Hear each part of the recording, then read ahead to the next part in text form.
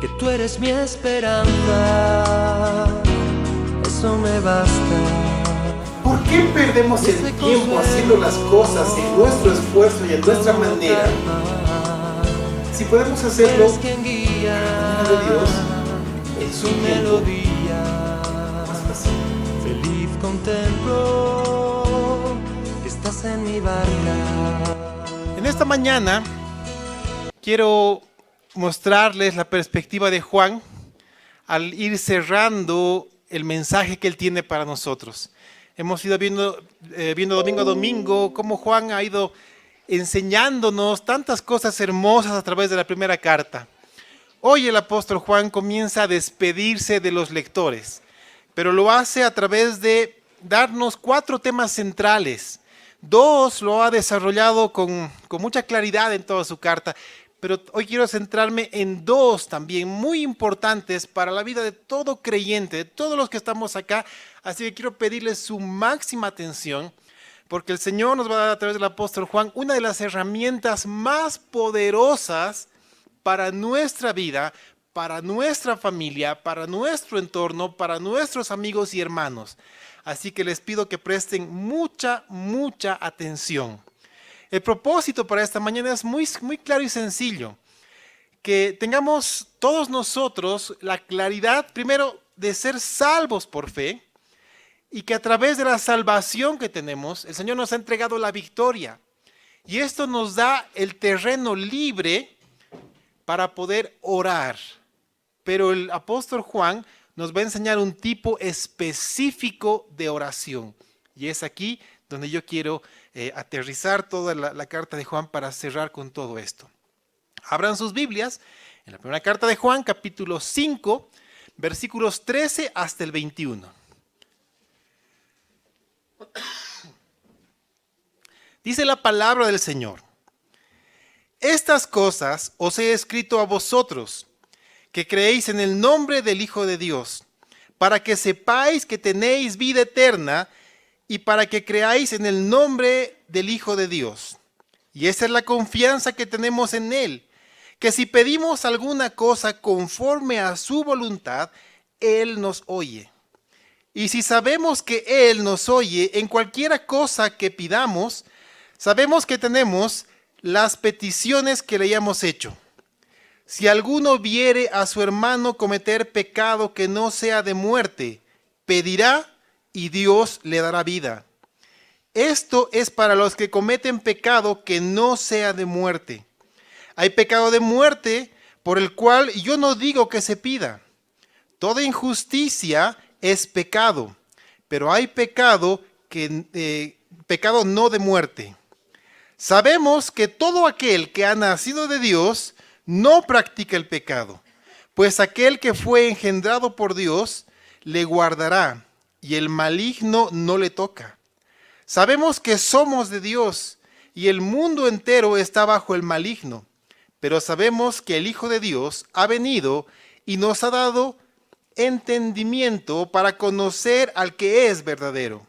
Y estamos en el verdadero, en su Hijo Jesucristo. Este es el verdadero Dios y la vida eterna.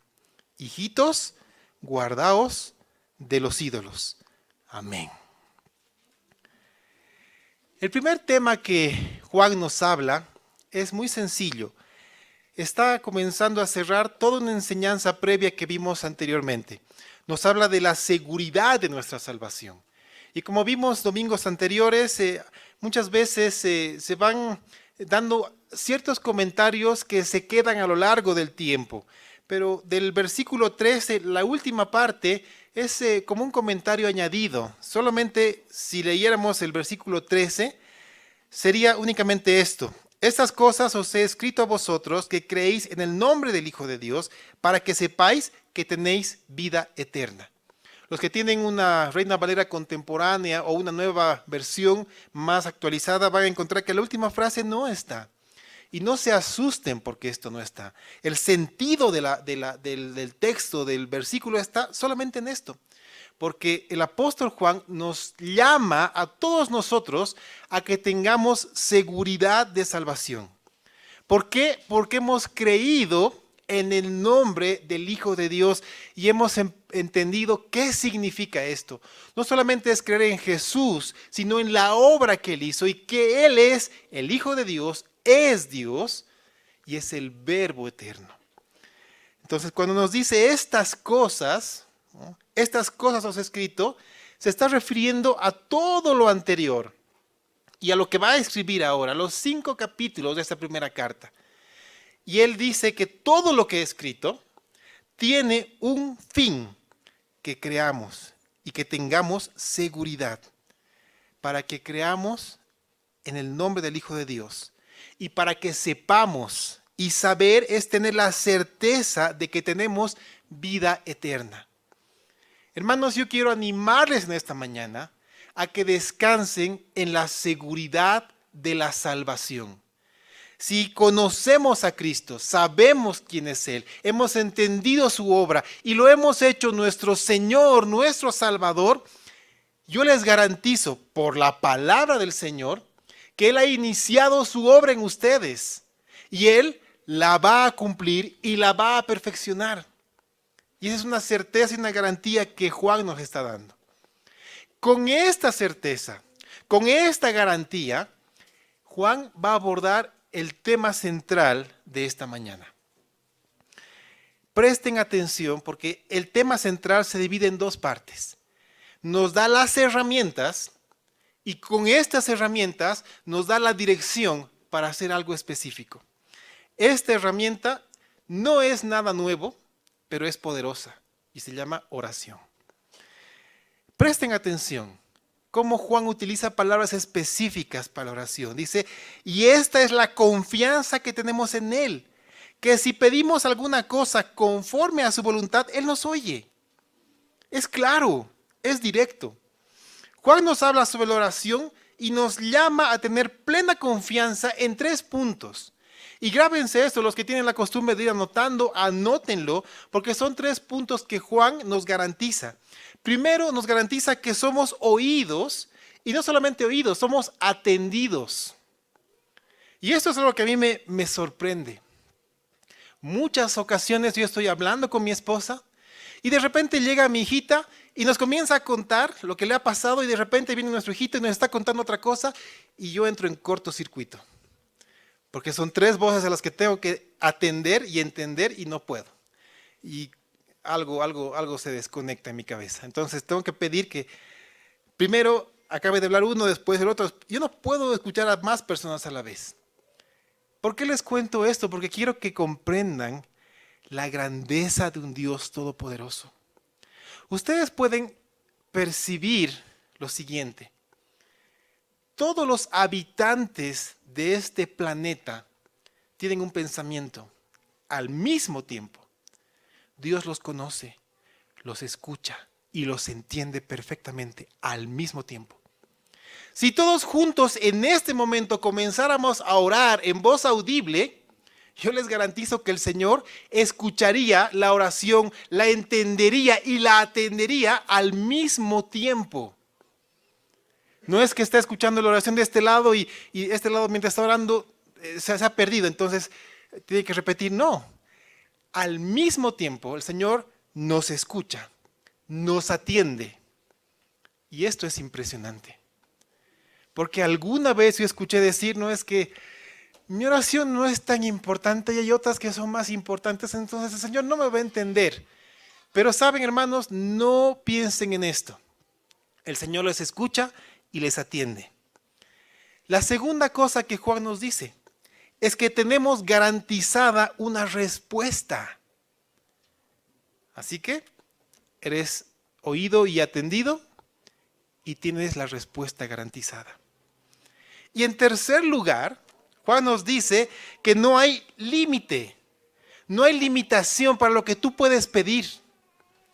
Porque eso dice Juan, cualquier cosa que tú pidas, el Señor te dará. Yo creo que Juan dice esto pensando en las palabras de Jesús, en las palabras que Jesús dio en Mateo capítulo 7, versículo 7. Dice, pedid y se os dará. Buscad y hallaréis. Llamad y se os abrirá. Porque todo aquel que pide, recibe, y el que busca, halla, y el que llama, se le abrirá. Entonces, hermanos míos, esta es una certeza, una garantía, una promesa que nosotros necesitamos tomar en cuenta para vivir en oración constantemente.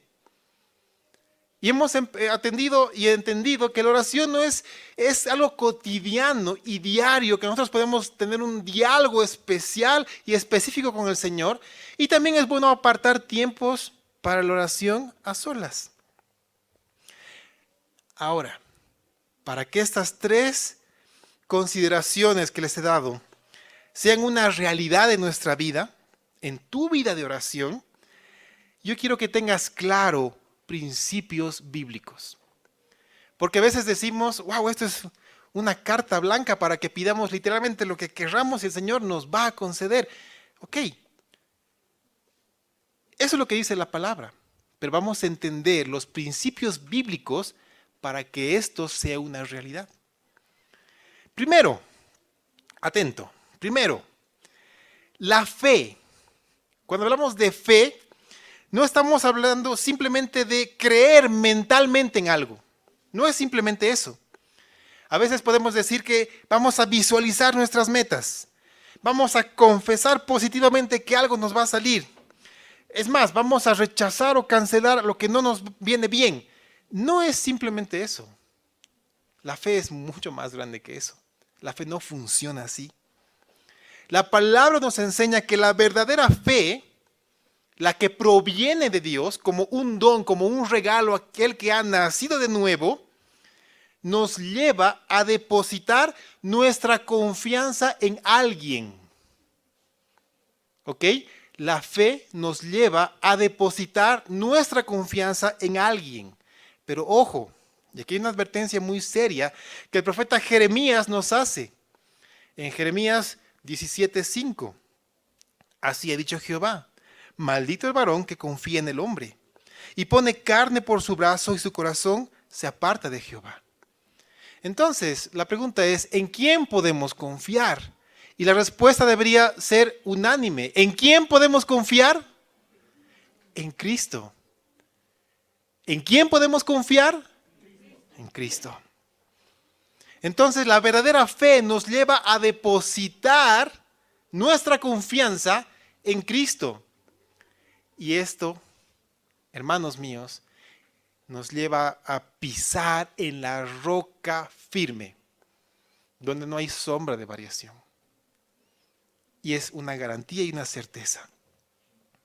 Segundo, y presten atención a esto, segundo, ninguno de nosotros tiene derecho alguno a recibir algo por mérito propio.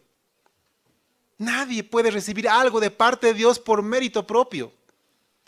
Así que si pensamos que nos vamos a portar bien este fin de semana y no vamos a salir, no vamos a hacer nada porque vamos a portarnos bien porque queremos que el Señor nos dé algo, estás por mal camino.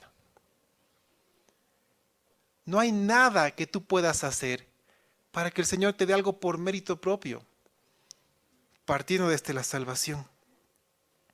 Entonces, todo cuanto recibimos y todo cuanto alcanzamos, ¿es por qué? Por gracia. Por la gracia de Dios hacia nuestra vida. Así que no necesitamos pretender sobornar a Dios. Y ustedes seguramente han escuchado frases como, mira, ¿sabes qué? Hay que orar para torcerle el brazo a Dios. Yo lo he escuchado muchas veces y suena interesante, pero, ¿saben? No es el camino correcto. Porque tarde o temprano nos vamos a encontrar contra una muralla. El Señor nos señala el camino. Y si tú vas por otro, pues te vas a encontrar en un callejón sin salida o chocándote con una muralla. Así que no necesitamos sobornar a Dios. Muchas veces podemos decir, Señor, si yo hago esto, por favor ayúdame con esto. O a veces hacemos al revés. Señor, si tú haces esto, yo voy a dejar esto. No funciona así con el Señor. Porque por mérito propio no hay absolutamente nada que el Señor tenga que darnos. Nada. Lo tercero, y atención con esto, necesitamos reconocer nuestra incapacidad de poder lograr lo que necesitamos en la magnitud en la que Dios lo haría. Es decir, podemos ponernos en cierta situación. Un ejemplo cualquiera. Tal vez estamos atravesando por dificultades económicas.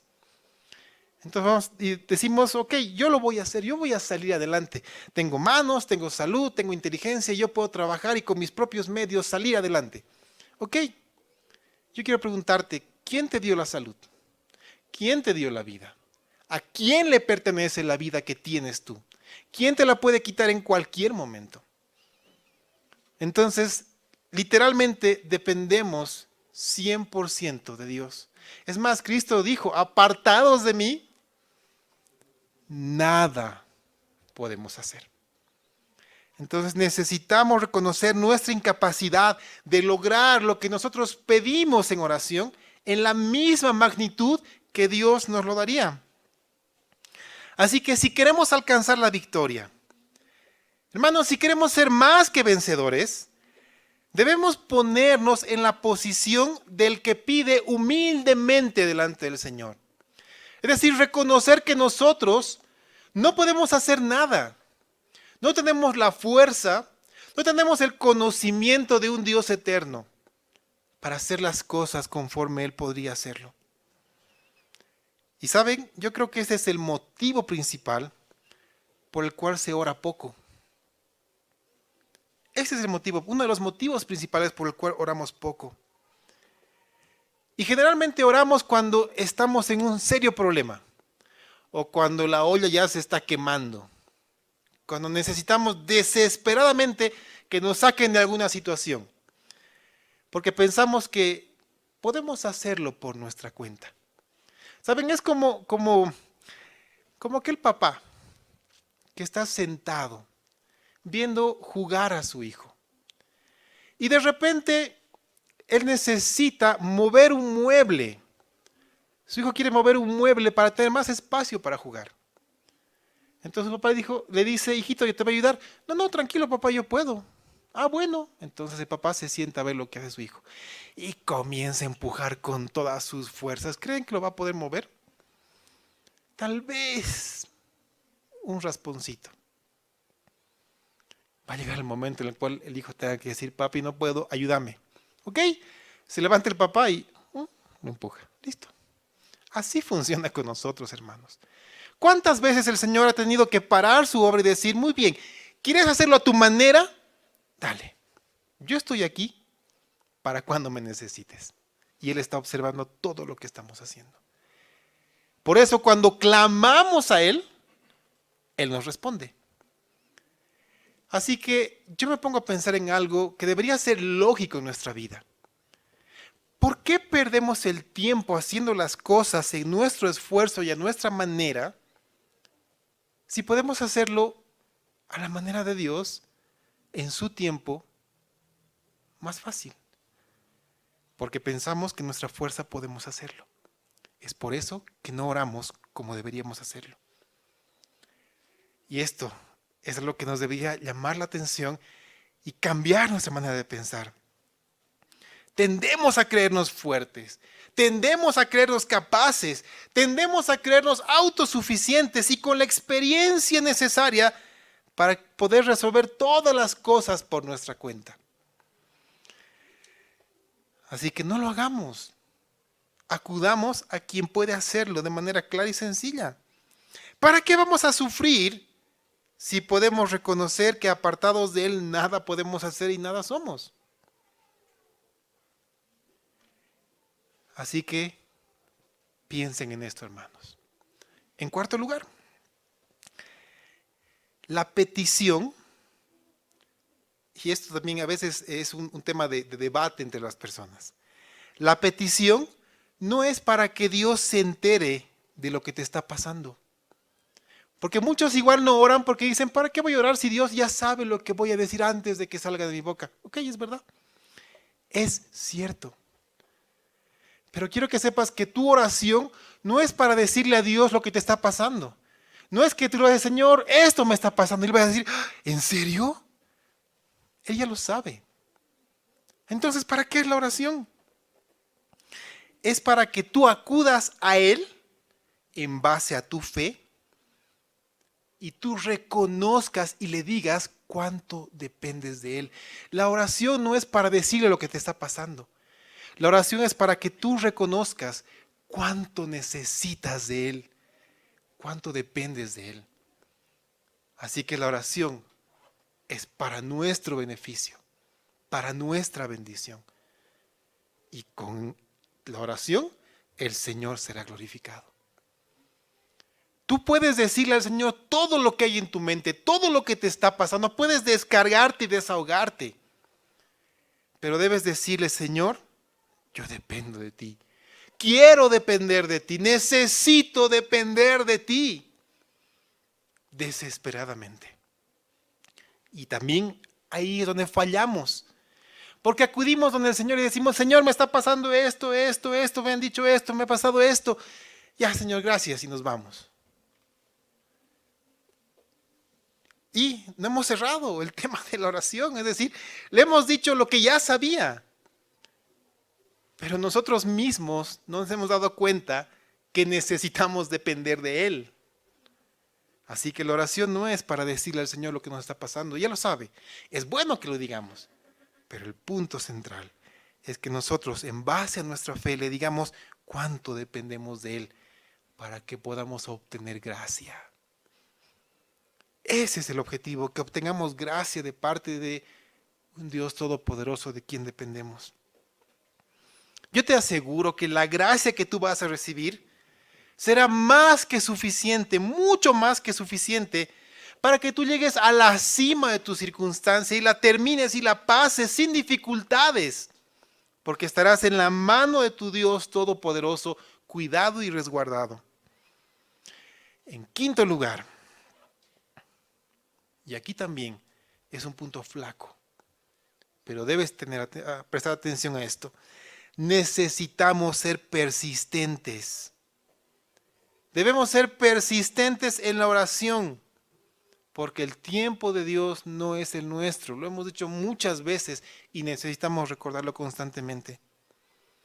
Debemos ser persistentes, porque si la respuesta no viene inmediatamente, ¿qué tenemos que hacer? ¿Desistir o persistir? Persistir. Eso es lo que tenemos que hacer. Por eso Hebreos es claro con nosotros. Hebreos 4:16. Este pasaje es hermoso, porque nos dice, acerquémonos pues confiadamente al trono de la gracia para alcanzar misericordia y hallar gracia para el oportuno socorro. Si tú acudes en oración al Señor con todo lo que hemos visto y aún no llega la respuesta a ti, ¿qué debes hacer? Persistir. ¿Cuánto tiempo? Yo quiero animarlos, hermanos, haciendo un pequeño paréntesis, a que comiencen a conocer de varios hermanos y hermanas que son testimonio de oraciones respondidas. ¿Quieren comenzar con una vida impresionante? Busquen la vida de George Mueller.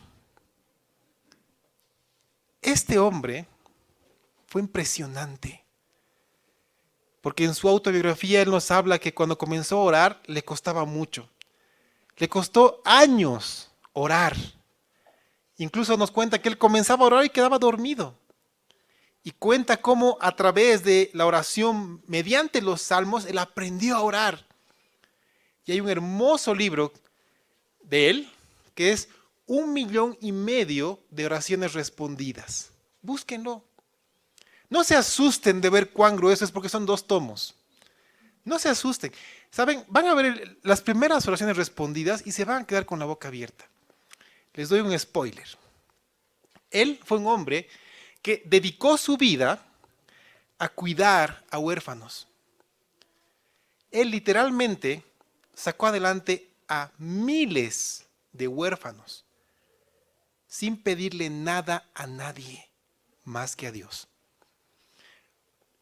Él cuenta en una de sus oraciones que literalmente no tenía un centavo y no había nada de comida para que sus huérfanos desayunen. Subió a su habitación, se arrodilló, comenzó a orar y oró, y en medio de su oración golpearon a la puerta. Él abrió la puerta y había ahí un señor con un camión plantado al frente de la puerta. Y le dijo: Señor, mi camión se ha arruinado. No puedo moverme y para moverlo necesito descargar todo lo que hay ahí. Y como no puedo dejar lo que está aquí, úselo usted. Cuando comenzaron a descargar, eran galones y galones de leche. Así que los huérfanos ese día desayunaron leche en abundancia. Y así van a encontrar otro 1,5 millones de oraciones contestadas. Así que este fue un hombre que persistió a lo largo de su vida. Y así vemos muchos otros ejemplos más. Así que, hermanos, persistan. Sexto, y aquí necesito el 100% de su atención. Para orar correctamente, nosotros necesitamos pedir según la voluntad de Dios y no según la nuestra. Esta es la llave de la oración. Pedir según la voluntad de Dios y no según la nuestra. Y debemos tener claro que la oración, y aquí está la clave para entender esto, la oración no es la herramienta para que Dios haga nuestra voluntad. No es eso. La oración es la herramienta de Dios para que nosotros alineemos nuestra voluntad a la voluntad de Dios. Y cuando vemos este tema a través de la vida del apóstol Pablo, él usa una palabra militar, que cuando yo la leí, la entendí perfectamente. Pues ustedes saben que yo estudié en la EMI, entonces algo que hacían los oficiales era alinear, y que nos decían: tengo que haber un solo hombre. Entonces se paraban y veía un solo hombre y todos bien alineados. Si alguno estaba un poquito salido, algo nos pasaba. Entonces así alineábamos perfectamente. Es exactamente lo mismo que debe pasar con nosotros. Alinearnos de tal manera a la voluntad de Dios que cuando el Padre nos vea a través de Cristo. Y si el Padre nos ve a través de Cristo, ¿ustedes creen que no va a responder a la oración? Es por eso que oramos al Padre en el nombre del Hijo, en el poder del Espíritu Santo, hermanos míos. Así que alinémonos nosotros 100% a la voluntad de Dios. Y ustedes verán cómo el Señor responde. Y quiero ser claro en esto. No solamente responde a nuestra petición, responde abundantemente. Y si ustedes quieren ver una garantía de esto y un testimonio de esto, quiero aprovechar e invitarlos a la reunión de oración de los miércoles. Cada cierto tiempo nos sentamos y revisamos el cuaderno de oración y todas las peticiones que hemos hecho. Y no nos queda otra que quedarnos con la boca abierta y darle la gloria a Dios por todo lo que Él ha hecho. Y es impresionante cómo el Señor se mueve en medio de su pueblo. Hemos visto tantas oraciones respondidas que nos alegra mucho. Así que, hermanos míos, alineemos nuestra voluntad a la voluntad de Dios. Y saben, Jesús es nuestro máximo ejemplo. Y les doy solamente 2 porciones para que entiendan el ejemplo de Cristo. Mateo 6:10, una oración muy conocida. Y Jesús dice: hágase tu voluntad, como en el cielo, así también en la tierra. Que la voluntad del Padre sea hecha en nuestra vida. Y en el momento más doloroso de su vida, Lucas 22:42, Cristo oró al Padre y le dijo: Padre, si quieres, pasa de mí esta copa, pero no se haga mi voluntad, sino la tuya. Y eso es lo que necesitamos. Con todo esto en mente, yo quiero concentrarme en el siguiente punto importante para nuestra vida hoy. Yo quiero animarles que después de escuchar lo que les voy a mostrar a través de lo que Juan nos dice, ustedes comiencen a poner en práctica esta enseñanza y van a ver los resultados y se van a asombrar. Vamos a refrescar lo que Juan dice. Una vez más, léanlo conmigo. Primera carta de Juan, capítulo 5, versículos 16 y 17, pero entiendan lo que Juan está diciendo. Si alguno viere a su hermano cometer pecado que no sea de muerte, pedirá y Dios le dará vida.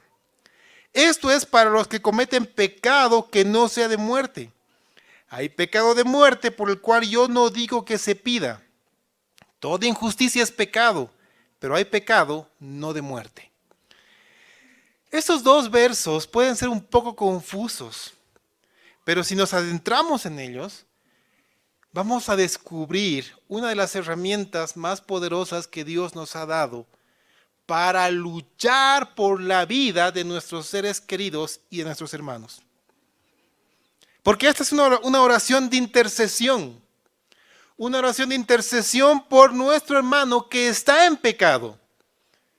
Y cuando Juan está hablando de un pecado, está hablando de un pecado que se ha comenzado y se lo está practicando.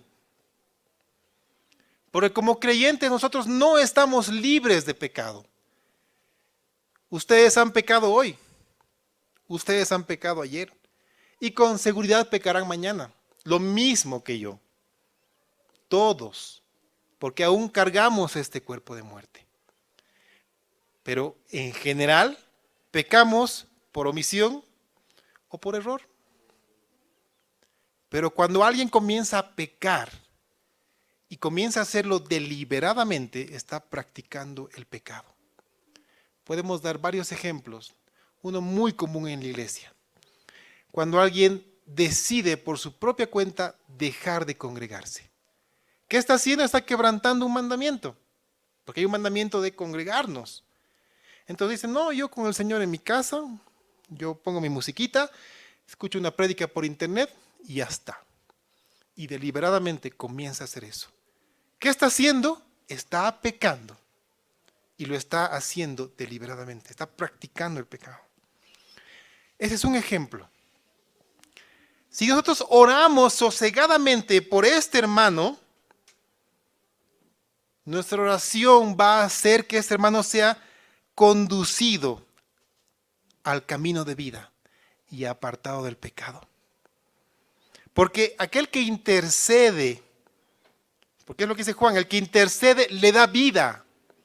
No porque seamos portadores de vida, solamente Cristo es portador de vida. Pero ¿a qué se refiere con esto?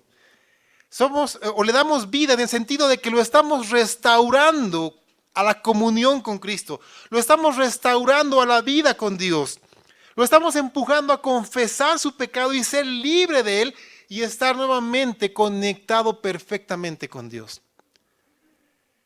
Y saben, esto es importante. Juan nos enseña que esta oración de intercesión es vital para nosotros. Y yo quiero llamar su atención a algo muy importante. La Biblia nos enseña que hay ciertos parámetros que tienen más fuerza que otros. Por ejemplo, un esposo que ora por su esposa. Una esposa que ora por su esposo. Ustedes no saben el poder que esto tiene. ¿Saben por qué? Porque delante de Dios son uno. La oración de un esposo por la esposa, de la esposa por el esposo, tiene un poder tan grande en la vida del matrimonio que el Señor se ha constituido en testigo de cargo. Y el testigo no solamente actúa en contra de quien está pecando, sino a favor de quien hace las cosas bajo la voluntad del Señor. Así que yo quiero animar a los esposos, si no lo están haciendo, a que comiencen a orar por sus esposas. Yo quiero alentar a las esposas, si no lo han estado haciendo, a que comiencen a orar por sus esposos. Porque la oración más poderosa por el cónyuge es por la persona que Dios ha puesto a su lado. Hermanos míos, esto es de vital importancia para los matrimonios. Necesitan hacerlo. Tal vez tú no quieras hacerlo por alguna circunstancia que estés pasando, pero este es el momento de tomar esta arma y ver las bendiciones que Dios tiene para ti. Y tú verás que el Señor responde y lo hará con poder. Otra esfera importante por cuestión de autoridad, los padres por los hijos. Una de las oraciones más poderosas es cuando una mamá o un papá comienza a orar por la vida de sus hijos. ¡Wow! ¿Cuántas oraciones respondidas? ¿Cuántos caminos enderezados por la oración sosegada de una mamá, por la oración sosegada de un padre? Hermanos míos, necesitamos hacerlo. El Señor nos está hablando a través de Juan que debemos hacerlo. Los jefes por los subordinados. ¿Alguna vez, si ustedes tienen trabajadores bajo su cargo, han orado por ellos? Háganlo. Verán los resultados. Esto es impresionante.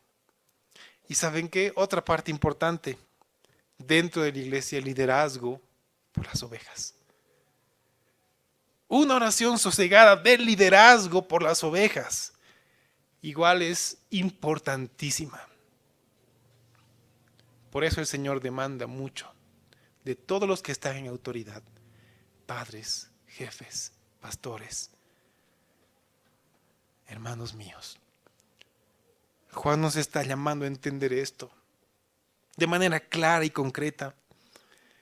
Cuando ustedes leen el libro o la carta a los hebreos, entienden algo muy fuerte, porque está hablando de pecado de muerte, de ese pecado que no solamente es deliberado, sino que ha comenzado a ir en contra de Dios. Y Hebreos capítulo 10, versículo 26 al 31 nos dice algo muy fuerte de esto. Dice, porque si pecaremos voluntariamente después de haber recibido el conocimiento de la verdad, ya no queda más sacrificio por los pecados. Eso es fuerte. Porque en el Antiguo Testamento, si ustedes leen la parte de los sacrificios, había sacrificios para los que cometían pecado sin quererlo, digámoslo así. O para los que cometían pecado por error. Pero para los que cometían pecado deliberadamente, había dos opciones: separarlos del pueblo y que ya no sean más parte del pueblo, o matarlos. Es fuerte. Y el autor a los hebreos trae esto al Nuevo Testamento. Porque dice, porque si pecaremos voluntariamente después de haber recibido el conocimiento de la verdad, ya no queda más sacrificio por los pecados. ¿Qué queda entonces? Una horrenda expectación de juicio y de hervor de fuego que ha de devorar a los adversarios. ¡Wow! Es impresionante entender esto. No sé por qué evitamos predicarlo. Obviamente porque da miedo. Pero cuando lo entendemos, nos trae libertad. Sigamos. El que viola la ley de Moisés por el testimonio de 2 o 3 testigos muere irremisiblemente. Es el ejemplo que les di. Cuando mayor castigo pensáis que merecerá, ¿cuánto mayor castigo pensáis que merecerá el que pisotea al Hijo de Dios y tuviere por inmunda la sangre del pacto en la cual fue sacrificado e hiciere afrenta al Espíritu de gracia? Pues conocemos al que dijo, mía es la venganza, yo daré el pago, dice el Señor. Y otra vez el Señor juzgará a su pueblo. Horrenda cosa es caer en manos del Dios vivo. Hay un ejemplo muy interesante en la vida de Pablo, cuando escribía una de las iglesias. Y les decía, parafraseando, entreguen a ese hermano a Satanás para que destruya su cuerpo, mas su alma no se pierda. Está hablando de un creyente, un hijo de Dios, un salvo por fe, que deliberadamente ha comenzado a pecar y se ha apartado del Señor, y su pecado se convirtió en su modo de vivir. Básicamente Dios le dice, este hombre debe morir por gracia. Y uno se rasca la cabeza y dice, ¿por qué por gracia? ¿Sabes por qué? Porque este hombre es mejor que esté muerto, pero en el reino de los cielos a que siga pecando y siendo piedra de tropiezo. Así que nosotros necesitamos orar por los hermanos para que no lleguen a este punto. Necesitamos orar por nuestros hijos, orar por nuestro cónyuge, orar por las ovejas, orar por los que están bajo nuestra autoridad, para que no lleguen a este punto. Necesitamos hacerlo. Es algo fuerte y pesado, pero es una bendición cuando lo ponemos en práctica. La gravedad del pecado del hermano está en su actitud de desobediencia, porque lo hace en rebeldía. Y eso lo vuelve a alguien soberbio. Y sabemos qué hace el Señor con los soberbios. Los resiste. Entonces, lo que el Señor nos está diciendo a través de Juan es que si tú ves a tu hermano en pecado, necesitas orar por él, para que a través de tu oración la vida venga a él y él se arrepienta y deje ese camino. Hermanos, esta es una responsabilidad que Dios pone en nuestros hombros. Y aquí yo les digo algo. No sé si antes escucharon esta enseñanza. Yo espero que sí. Pero si esta es la primera vez que tú lo estás escuchando, quiero que sepas que a partir de hoy, ninguno de nosotros tenemos argumentos para decir, yo no sabía. Así que si a partir de hoy tú ves a tu hermano en pecado, ora por él. ¿Sabes por qué? Porque si no lo haces, ¿quién se convierte ahora en un transgresor? Wow. Uno puede tomar esto desde dos perspectivas. Uno decir, sabes, tengo tantas cosas en mi vida y ahora esto más encima, y todavía tengo que orar por este hermanito que no sabes cuánto me hace renegar, o por este, mi trabajador que yo quiero matarlo. Tranquilo, tranquilo, el Señor no nos pone cargas, porque su carga es ligera, su yugo es liviano. Él nos está dando una herramienta para que nos alineemos a su voluntad. Y cuando veamos a nuestro hermano, nuestro hijo, esposo, esposa, a quien sea en pecado, oremos y le pidamos al Señor que obre en su corazón. Y tú verás la respuesta del Señor. E incluso Él mismo cumplirá su palabra en ti, pues te abrirá las puertas para que tú puedas ir a Él y exhortarlo por su pecado y ganar al hermano, como dice la palabra. Hermanos, esto es hermoso, porque el Señor te está diciendo y nos está dando la oportunidad de cumplir lo que Juan nos enseña, amar al hermano. Una manera hermosa de amar al hermano es orar por él, por su pecado, para traerlo de vuelta al camino del Señor.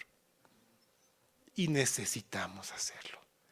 Es imprescindible. Hagámoslo. Hagámoslo para evitar que nuestros hermanos, nuestros hijos, nuestro cónyuge, los subordinados, cualquier hermano caiga en esa tremenda situación. Así que nos es necesario interceder por ellos. Debemos hacerlo. Amén. Amén. Y el apóstol Juan cierra de manera muy hermosa y nos da la seguridad de la victoria. En los versículos 18 adelante. Nos da la seguridad de la victoria. Él te dice, la victoria es tuya porque yo te la doy. Y por último cierra con una advertencia. Guardaos de los ídolos. Y esto es sencillo. Así cierra Juan su carta. Porque los ídolos no solamente son figuras que el ser humano hace.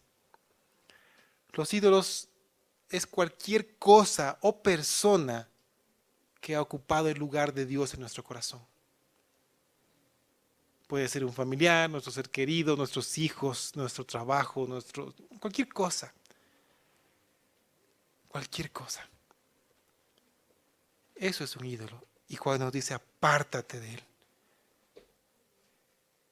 Porque mientras permanezcamos en Cristo, estaremos siempre en victoria.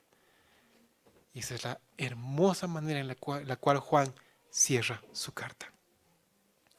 Mis hermanos, yo creo que todos hoy nos hemos quedado sin excusa alguna en nuestro corazón para no orar por los demás. Porque es un mandato del apóstol, de Dios a través del apóstol. Necesitamos orar sosegadamente. Y que nuestra intervención traiga de vuelta al que está pecando al camino del Señor. Así que conociendo ese tema tan importante, no podemos dejar de interceder por los hermanos. Cuando tú lo veas en pecado, ora. Cuando lo veas practicando el pecado, continúa orando para que no llegue al pecado de muerte. Porque muchos mueren porque es mejor que sea así, para no ser piedra de tropiezo. Hermanos míos, ¿cuántos hombres y mujeres de Dios continúan en pie por la oración de los hermanos? ¿Cuántos hombres y mujeres de Dios permanecen en pie afrontando las circunstancias hoy porque alguien está orando por él? En esta iglesia, hermanos, hay un grupo de oración que está orando por ustedes. Oren ustedes también unos por otros. En el nombre de Jesús. Desesperaría, simplemente creo que moriría, todo acabaría, si no fuera por la certeza que duerme en mi alma.